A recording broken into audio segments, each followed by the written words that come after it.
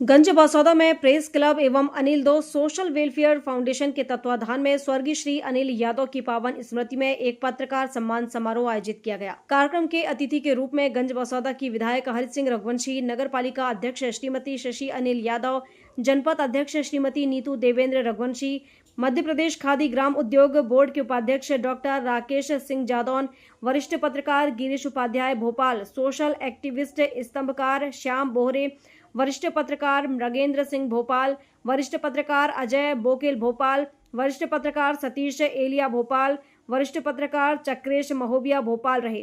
कार्यक्रम का शुभारंभ अतिथियों ने स्वर्गीय अनिल यादव की प्रतिमा के सामने दीप प्रज्वलित कर फूल माला पहनाकर किया।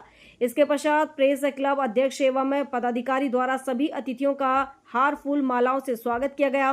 कार्यक्रम में सभी अतिथियों ने स्वर्गीय अनिल यादव को याद करते हुए अपने अपने स्मरण सुनाते हुए कहा कि स्वर्गीय अनिल यादव बड़ा विजन लेकर चलते थे। वह गंज बसौदा जैसे नगर में बैठकर राष्ट्रीय स्तर की पत्रकारिता करते थे। उनका जीवन प्रेरक है। स्वर्गीय अनिल भाई बड़े ही सहज व्यक्ति थे। वह अपने काम असाधारण करते थे, लेकिन वह रहते साधारण तरीके से थे। यह उनके जीवन की सबसे बड़ी विशेषता रही। उन्होंने अपने जीवन में पर्यावरण के लिए जो काम किया वह सराहनीय रहा। विधायक हरित सिंह रघुवंशी ने कहा कि अनिल भाई का सानिध्य मुझे बचपन से ही मिलता रहा। वह बड़े ही हंसमुख स्वभाव के थे, हमेशा ही नशे के विरोध में रहते थे। मैं जब भी उनके साथ रहता कभी भी तंबाकू तक का सेवन नहीं किया। वह हरफन मौला थे, जो भी सवाल करो सबका जवाब देते थे। वह हमेशा ही ईमानदारी की बात करते थे। कार्यक्रम में भोपाल, विदिशा और गंज बसौदा के लगभग 100 से अधिक पत्रकार साथियों का एवं नगर में सेवा के क्षेत्र में कार्य करने वाले अनेक सामाजिक संस्थाओं के पदाधिकारी हार पहनाकर सम्मान पत्र, मोमेंटो, डायरी, पेन, शॉल, श्रीफल के साथ सम्मान किया गया। कार्यक्रम के अंत में सभी अतिथियों ने उनकी याद में पौधारोपण किया। कार्यक्रम में नगर के गणमान्य नागरिक, समाजसेवी, पत्रकार एवं स्वर्गीय अनिल यादव के करीबी मित्र, परिजनों के साथ साथ बड़ी संख्या में नागरिक मौजूद रहे। जन्म जयंती पर शहर में पत्रकारों का सम्मान हुआ है। उनकी लेखनी उनके जाने के बाद अब नहीं लिखती। तो आप देखिए, अनिल यादव बनने के लिए तो अनिल यादव के जो गुण थे, उनकी विशेषताएं थी, उनकी पत्रकारिता की जो उनकी प्रतिबद्धताएं थी, अगर वो उस राह पर अगर चलें तो युवा पत्रकार भी अनिल यादव जैसे पत्रकार बन सकते हैं। पहली बात, जैसे मैंने पहले अपने वक्तव्य में भी कहा था कि उनमें संवेदनशीलता सर्वाधिक थी। छोटी छोटी बातों को लेकर के वो उसको बड़ी गंभीरता से लेते थे और उसकी गहराई तक जाने की कोशिश करते थे। सबसे बड़ी बात यह है, उनमें लगन थी, भाषा थी और चीज़ों को अलग देखने की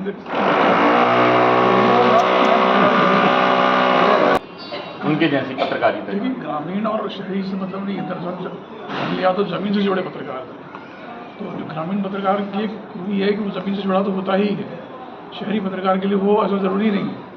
तो उनमें ये दोनों तरह का सुखद संयोग था कि ग्रामीण पत्रकारिता से जो ज़मीन से उनका जुड़ाव था वो था। इंटरेस्टिंग मुद्दे उठाए जा रहे हैं। अगर आप इलेक्ट्रॉनिक चैनल की बात कर रहे हो जो टीआरडी के पीछे भाग रहे हैं, उनकी बात मैं नहीं कर सकता। लेकिन ये अखबारों में तो अभी भी रीजनल रिपोर्टिंग को पर्याप्त जगह मिल रही है, उसको जगह मिले। अच्छा, आप उन्होंने यादव की स्मृति में पुरस्कार स्थापित करती है या कोई भी इस तरह की फेलोशिप अगर देती है पर्यावरण स्टडी अध्ययन के लिए, तो मेरे ख्याल से ये सच्चा है। जिस पत्रकार में दृष्टि होती है वो पत्रकार जो है विशिष्ट पत्रकार हो जाता है, अलग तरह का पत्रकार होता है। अनिल यादव में शायद ये जन्मजात बात रही होगी या फिर उन्होंने उसको विकसित किया, ये मैं नहीं कह सकता। लेकिन उनमें ये खूबी थी कि चीज़ों को देखना, उसको गहराई से देखना। जैसे कि गिरीश ने कहा था कि उनमें अवलोकन की क्षमता थी, ऑब्जर्वेशन की जो अद्भुत क्षमता थी। तो कोई भी लेखक हो, चाहे पत्रकार हो या कोई भी हो, वो जब तक उसमें अन्य पत्रकारों से अलग करता है।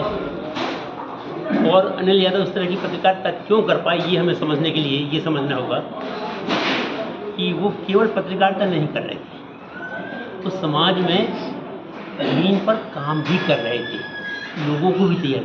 तो ज़मीन का काम, अध्ययन, पत्रकारिता, फिल्म मेकिंग, पर्यावरण शिक्षण, ये सब मिला के अनिल यादव पत्रकार। अब ऐसे पत्रकार बहुत कम हैं जो इतने क्षेत्रों में इतना दखल रखते हैं। तो आप अनिल यादव बना नहीं सकते। यदि किसी की इच्छा है तो यहाँ के युवा पीढ़ी को इस तरह के मौके दें। जो काम अनिल कर रहे थे वो मौके यदि यहाँ की युवा पीढ़ी को कोई देता है तो वो अनिल यादव बनेंगे। तो ये समग्रता की जो गतिविधियां हैं वो अनिल यादव बनाएंगे भविष्य की, वरना नहीं बनेंगे।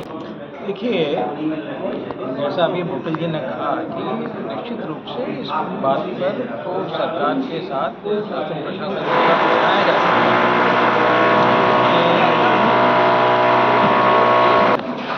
तो इसको आप किस दृष्टि से देखते हैं? आपने काफ़ी लंबे समय तक उनके साथ काम किया है।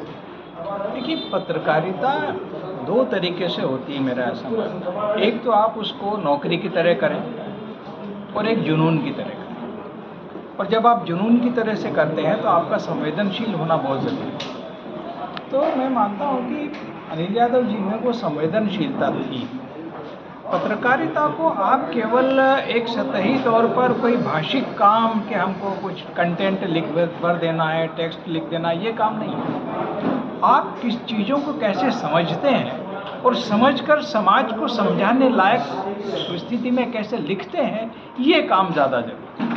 तो पहले तो समाज के भीतर जो हो रहा है उसको समझना और संवेदना के स्तर पर समझना, और उसके बाद उसको उस तरीके से लिखना कि लोग उस संवेदना के साथ, उस भाव के साथ, उस समस्या के साथ उतनी ही गहराई से जुड़ सकें जितनी गहराई से उस पत्रकार ने वो रिपोर्ट लिखी।